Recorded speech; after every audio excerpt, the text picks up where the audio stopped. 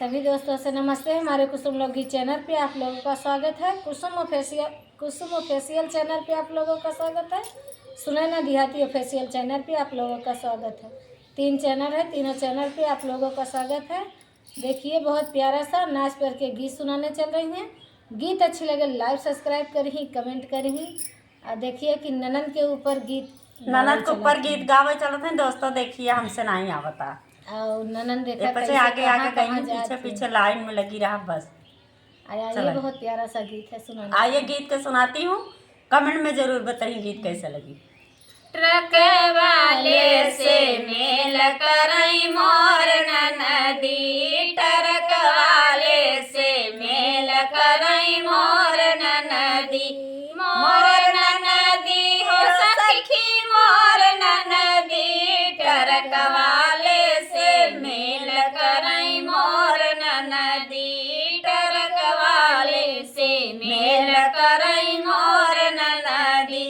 जब ट्रक वाला बागों में गईले, जब ट्रक वाला बागों में गईले, बागों में गईले सखी बागों में गईले, फुलवा के बहाने जाई ननदी, फुलवा के बहाने जाई ननदी, ट्रक वाले से मेल करई मोर ननदी, ट्रक वाले से मेल करई मोर ननदी। जब ट्रक वाला कुआना पे गईले, जब ट्रक वाला कुआना पे गईले, कुआना पे गईले सखी कुआना पे गईले, पनिया के बहाने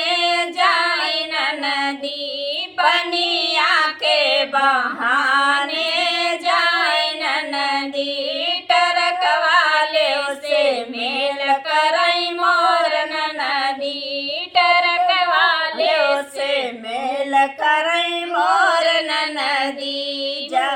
जब ट्रक वाला महलों में गईले, जब ट्रक वाला महलों में गईले, महलों में गईले सखी महलों में गईले, सजिया के बहाने जाई ननदी, सजिया के बहाने जाई ननदी, ट्रक वाले से मेल करई मोर ननदी, ट्रक वाले से मेल करई मोर ननदी, मोर ननदी हो सखी मोर ननदी, ट्रक वाले